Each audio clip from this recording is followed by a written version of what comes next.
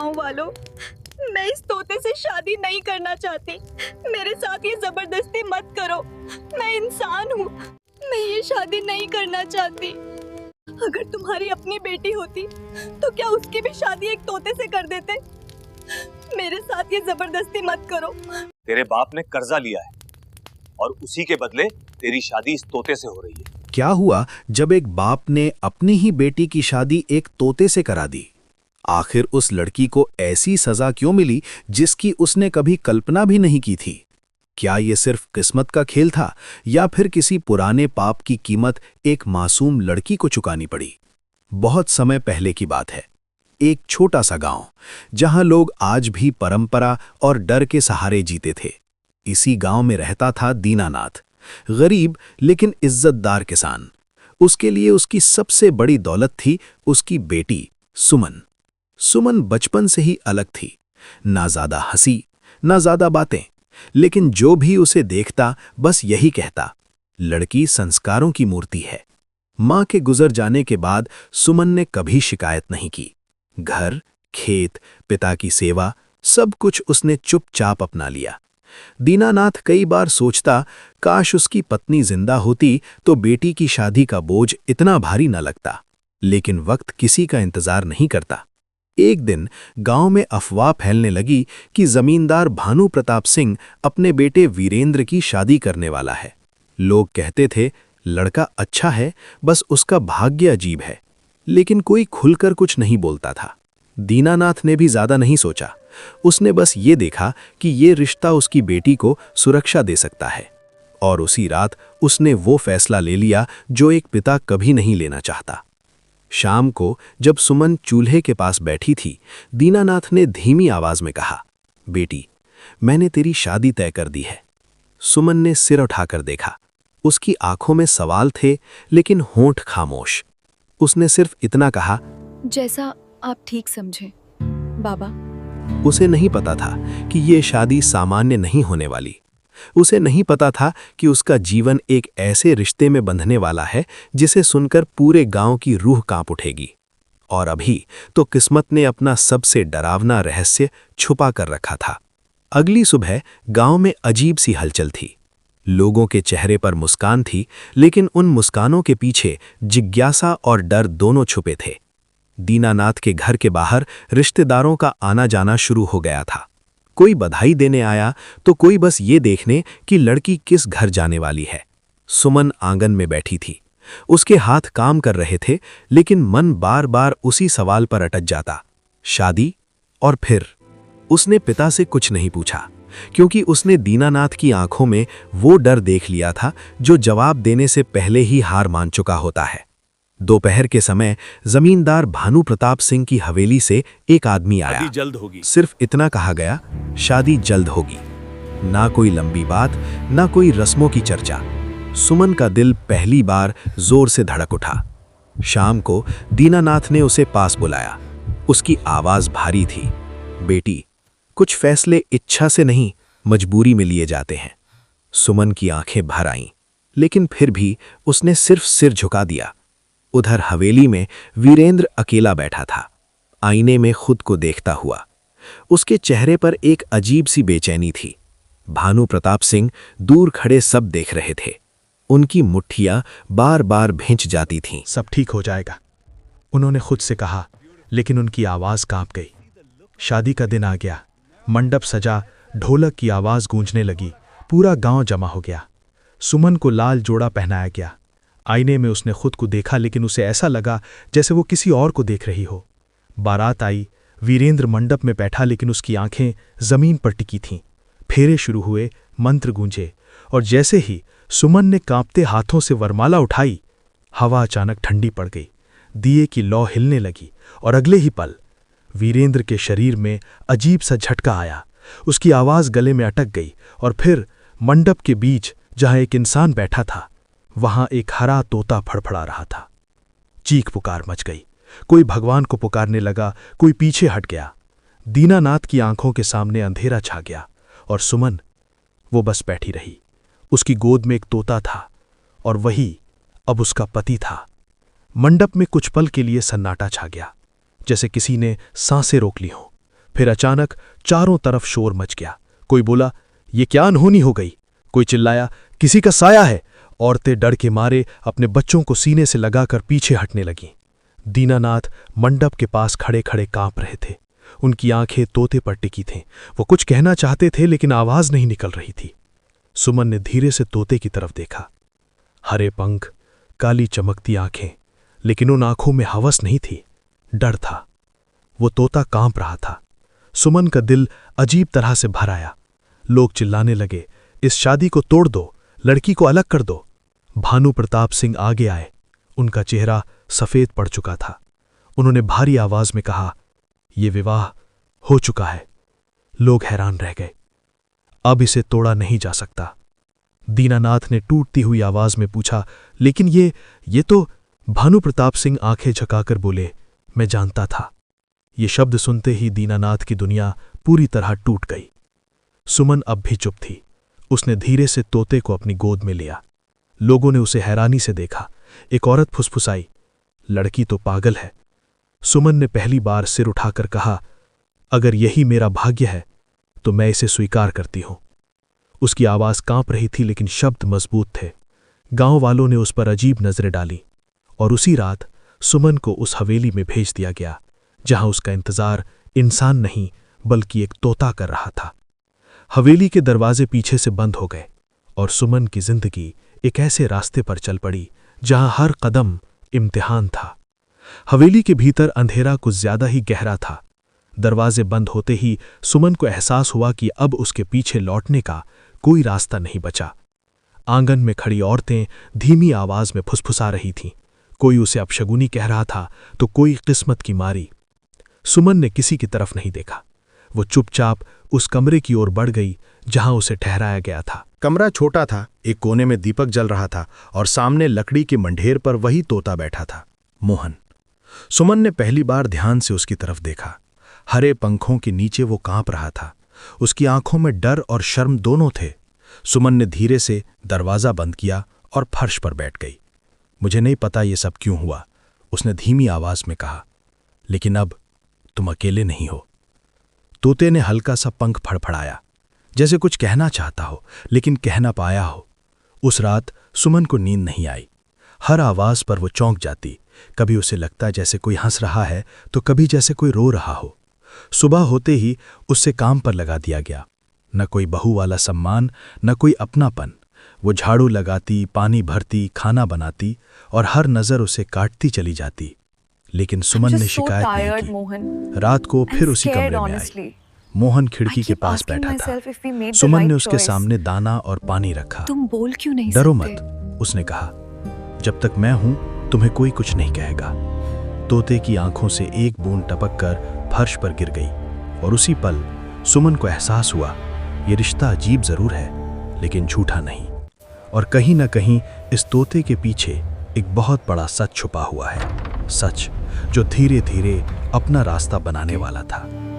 दिन बीतने लगे। घर में हवेली में सुमन की मौजूदगी अब सबको दिखाई देने लगी बड़ी थी। कृपा हो। वो हर काम समय पर करती, हर शाप बिना शिकायत, जिस बिना क्रोध से जवाब। जन्म लेता है, जो लोग पहले उसकी वो तरफ क्षमा से देखना ही भी नहीं टूटता चाहते है। थे, अब लेकिन चुपचाप क्षमा उसे मांगना देखने आसान लगे। नहीं होता बेटी। लेकिन बातें बंद नहीं अगर हुई। उससे मेरे जब पति सुमन अपने पास असली से रूप में गुजरती, लौट सकते हैं, पीछे से आवाजें आती, तो मैं तोते हर वाली कठिनाई बहू, झेलने को तैयार किस्मत जली है इसकी। सुमन सब सुनती लेकिन कुछ नहीं कहती। तुम नहीं जाओगी। हर रात वो अपने कमरे में मोहन से बातें करती। दिन भर की थकान, डर और वो सवाल जो उसका पीछा नहीं छोड़ता तो था। फैसला मुझे भी करने तुम दो। बोल क्यों नहीं सकते? जादूगरनी वो एक का नाम रात पूछ भैरवी बैठी। है। मोहन ने सिर्फ आंखें झुका ली। अगर ना लौटा उसकी चुप्पी में कई जवाब छुपे तो थे। समझ लेना एक दिन सुमन मैंने अपने आंगन में पापों का झाड़ू मूल्य लगा चुका रही थी। दिया। तभी हवेली के बाहर एक अनजानी आहट हुई। दरवाजे पर एक साधु खड़ा था, लंबी दाढ़ी, शांत आंखें और चेहरे पर तेज। उसने धीमी आवाज में कहा, बेटी, अगर घर में कुछ खाने को मिले तो बड़ी कृपा होगी। सुमन बिना कुछ पूछे उसे अंदर ले आई। उसने साधु को आसन दिया और जो थोड़ा बहुत था उसे सामने रख दिया।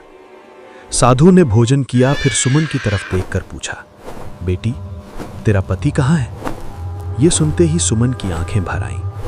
उसने कुछ पल चुप रहकर मोहन की तरफ इशारा किया। साधु की नजर तोते पर पड़ी। वो एकदम स्थिर हो गए, जैसे उन्होंने कुछ बहुत गहरा देख लिया हो। उन्होंने आंखें बंद की और कुछ क्षण ध्यान में रहे, फिर धीरे से बोले, ये तो सामान्य नहीं है। मोहन का शरीर हल्का सा कांप गया और सुमन का दिल तेजी से धड़कने लगा। उसे पहली बार लगा शायद आज कोई इस रहस्य के दरवाजे तक पहुंच चुका है। साधु ने दोबारा मोहन की तरफ देखा। उसकी आंखें अब और भी गंभीर हो चुकी थी। बेटी, उसने सुमन से कहा, ये तोता नहीं है। सुमन का दिल जोर से धड़क उठा, उसके होंठ कांपने लगे। तो फिर ये क्या है महाराज? तो तुम आ साधु ही ने गए। गहरी सांस ली। ये एक शापित आत्मा है जो किसी बहुत बड़े पाप मुझे पता या था। बहुत बड़े घमंड का जिस परिणाम दिन है। तुम्हारी जिंदगी मोहन ने पूरी अचानक तरह तेज टूटेगी। आवाज में पंख फड़फड़ाए, तुम मेरे जैसे वो कुछ दरवाजे कहना तक चाहता जरूर हो, आओगे। लेकिन डर उसे रोक रहा हो। मैंने सुमन ने सिर्फ मोहन आपको को अपने नहीं, पास खींच लिया। डरिए खुद मत, को भी उसने कहा। बर्बाद किया। साधु ने ये सब देखा, फिर धीरे से बोले, तुमने इसे अपनाया है बेटी, यही कारण है कि यह अब तक जीवित है। अगर कोई और होती तो ये शाप बहुत पहले इसे तोड़ चुका होता। सुमन की आंखों से आंसू बहने लगे। तुमने इंसानियत महाराज, भुला दी क्या ये थी। कभी अपने असली रूप में लौट पाएगा? साधु कुछ देर चुप रहे, फिर और बोले, अब सब शाप टूटते हैं, अब क्या चाहते लेकिन हो? हर शाप का एक मूल्य होता है और उस मूल्य को चुकाने के लिए हिम्मत चाहिए। सुमन ने बिना सोचे कहा, मैं हर कीमत देने को तैयार हूँ। मोहन ने तेज नजर से सुमन की तरफ देखा। उसकी आंखों में डर था लड़की ने तुम्हें और अपनाया। अपराध बोध भी। साधु ने अपना नाम बताया। स्वीकार किया। मुझे लोग तोते के रूप गोरखनाथ में कहते हैं, और अगर तुम सच में इस शाप का तुम अंत चाहते चाहती हो मैं तो तुम्हें तुम्हारा सच श्राप जानना तोड़ दूं? होगा, वो सच जो इस तोते के अंदर दबा कर रखा गया है। हवेली के आंगन में हवा अचानक तेज चलने लगी, दीपक की लौ हिलने लगी और उसी क्षण मोहन के मुंह से पहली बार इंसानी आवाज निकली, मैं शर्त है। दोषी हूँ। तुम मेरी सुमन बेटी की सांस चंद्रिका अटक से गई विवाह करोगे। और गोरखनाथ ने आंखें बंद कर ली, क्योंकि अब जो सच बाहर आने वाला था शर्त वो सिर्फ इस शादी को तुम नहीं, मेरी बेटी कई चंद्रिका जिंदगियों से को विवाह हिला देने करोगे। वाला था। मोहन की आवाज कांप रही थी, मैं दोषी हूं। उसने दोबारा कहा। सुमन की आंखें फटी की फटी रह गई। उसने कभी सोचा भी नहीं था कि ये पल वाकई आएगा। गोरखनाथ आंखें बंद किए ध्यान में बैठे रहे। बोलो, उन्होंने शांत स्वर में कहा, अब डरने का समय नहीं है। हाँ, मोहन ने गहरी लेकिन सांस याद ली। रखना, उसके पंख ये हल्के हल्के इंसानियत कांप रहे थे। मेरी दया मैं से मिली है। इंसान था, उसने कहना शुरू किया, और बहुत मैं वादा घमंडी करता था। हूं, मुझे अपने रूप पर, आपकी अपने बेटी धन से पर, विवाह अपने करूंगा। नाम पर बहुत घमंड था। सुमन चुपचाप सुनती रही। मेरे पिता भानु प्रताप सिंह हैं। ये सुनते ही सुमन का दिल और तेज धड़कने लगा। मोहन ने आगे कहा, डरो मत बेटी। एक बार एक तांत्रिक स्त्री खेल मेरे अभी घर खत्म आई नहीं थी। हुआ। उसके साथ उसकी बेटी थी चंद्रिका। वो मेरे लिए रिश्ता लेकर आई थी। गोरखनाथ की भौहें हल्की सी सिकुड़ गईं। मैंने उसे ठुकरा दिया। इंसान हूँ। मोहन की आवाज भर आई। सिर्फ ठुकराया नहीं, उसका अपमान किया। लेकिन मैंने याद उसके रखना, रूप का मजाक उड़ाया, ये उसकी इंसानियत हैसियत का मजाक उड़ाया। मेरी दया सुमन के से हाथ मिली है। अपने आप कांपने लगे। मैं वो वादा तांत्रिक करता हूं, गुस्से से आग बबूला आपकी हो गई। बेटी से विवाह करूंगा। उसने मुझे श्राप दिया। मोहन रुक गया। पूरा कमरा सन्नाटे में डूब गया। फिर उसने धीरे से कहा, उसने कहा, जिस दिन मेरी शादी होगी मैं डरो मत तोते में बेटी। बदल जाऊंगा। खेल अभी सुमन खत्म की नहीं आंखों से आंसू बह निकले, और अगर मैंने ये बात किसी को बताई, मोहन की आवाज लगभग टूट तो गई। मेरी पत्नी भी उसी पल तोते में बदल जाएगी। कमरे में हवा भारी हो गई। गोरखनाथ ने धीरे से आंखें खोली। इसीलिए उन्होंने कहा, तुम चुप रहे। मोहन ने सिर झुका लिया।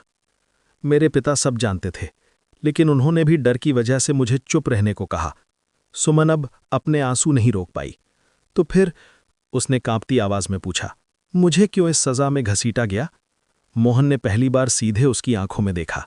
क्योंकि उसने कहा, मेरे पास और कोई रास्ता नहीं था। ये सुनते ही सुमन का दिल पूरी तरह टूट गया और गोरखनाथ धीरे से बोले, लेकिन अभी सब खत्म नहीं हुआ है। सुमन ने उम्मीद भरी नजरों से उनकी तरफ देखा, क्योंकि पहली बार अंधेरे में एक छोटी सी रोशनी दिखाई दी थी। सुमन की आंखें अब गोरखनाथ पर टिकी थीं। उसकी पलकों पर आंसू थमे थे, जैसे जवाब सुनने से समय पहले बहुत कम है। वो उन्हें गिरने नहीं देना चाहती हो। शाप अभी महाराज, पूरी तरह टूटा उसने नहीं कांपती आवाज में कहा, अगर अभी सब खत्म नहीं हुआ है तो रास्ता क्या है? है। लेकिन गोरखनाथ कुछ पल चुप रहे। कमरे में दीपक की लौ हवा के साथ हिल रही थी, मानो समय भी उस जवाब एरवी ने का तुम्हें इंतजार शरीर कर रहा वापस हो। दिया है, मुक्ति फिर उन्होंने नहीं। धीरे से कहा, अगर वो हर सीमा इस शाप घर में जिस दाखिल हो क्रोध गई, से जन्म लेता तो है सब खत्म वो हो जाएगा। क्षमा से ही टूटता है। लेकिन क्षमा मांगना आसान नहीं होता बेटी। सुमन ने बिना देर किए कहा, अगर उससे मेरे पति अपने असली रूप में लौट सकते हैं तो मैं हर कठिनाई झेलने को तैयार हूँ। चल रहा है। मोहन का शरीर हल्का सा कांप गया। उसकी आंखों में डर लौट आया। नहीं, वो जल्दी से बोला, तुम नहीं जाओगी। सुमन ने पहली बार थोड़ा सख्त स्वर अपनाया।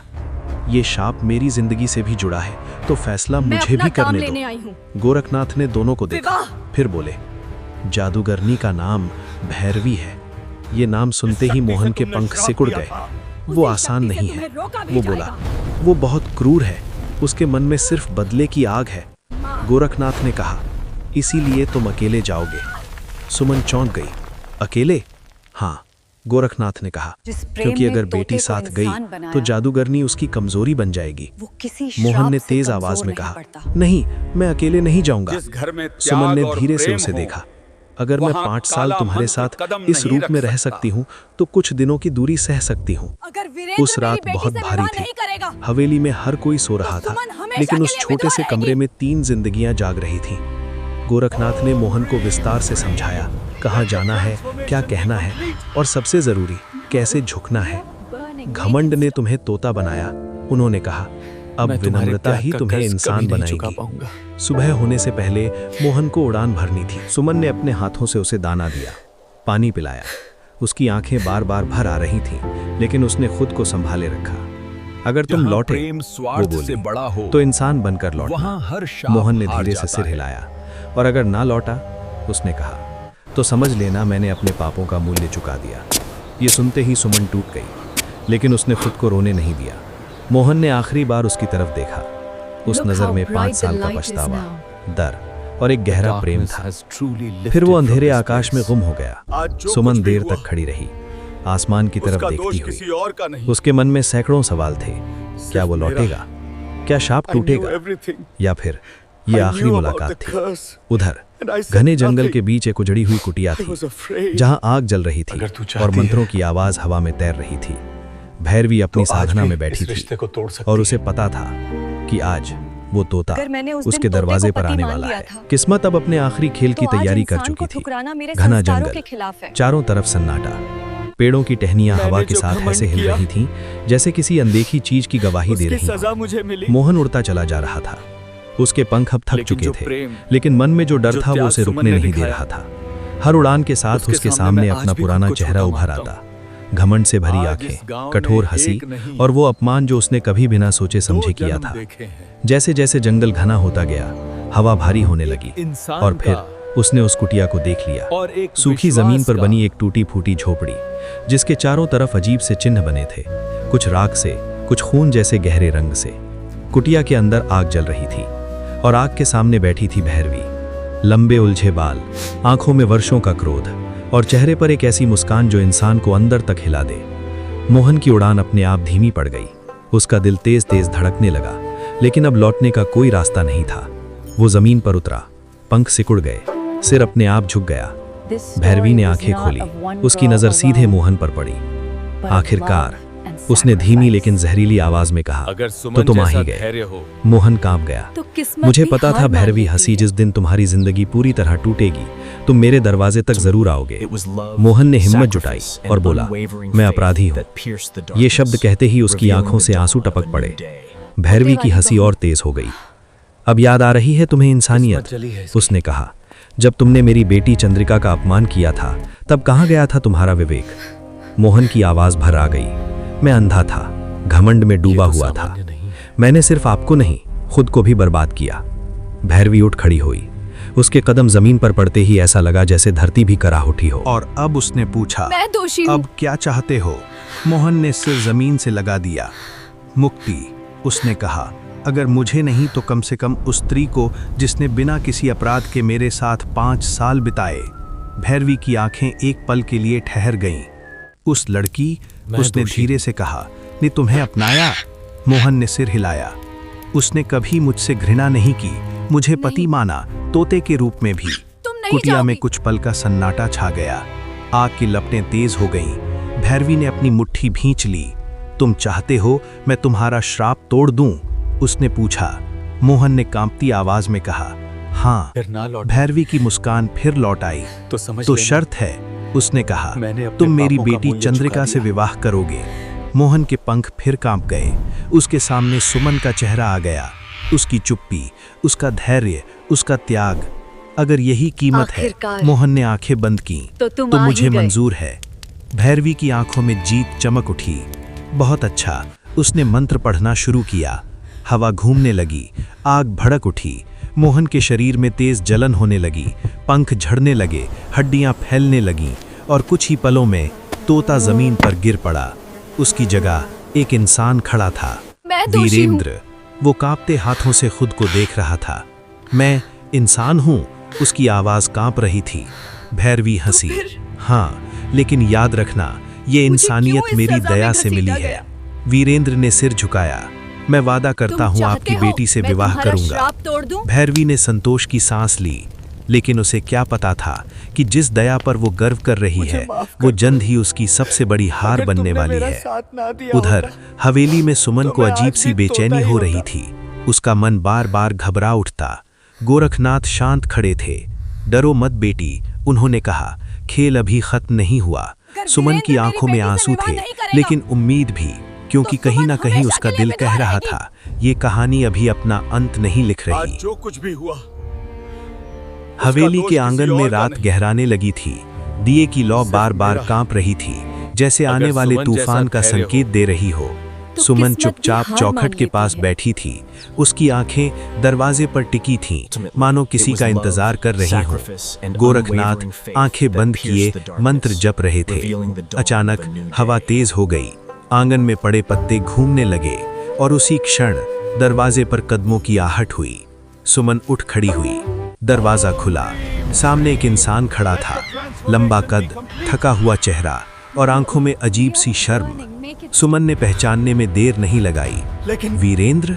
उसके होठों से बस इतना ही निकला। वीरेंद्र की आंखें भर आईं। वो घुटनों के बल जमीन पर बैठ गया।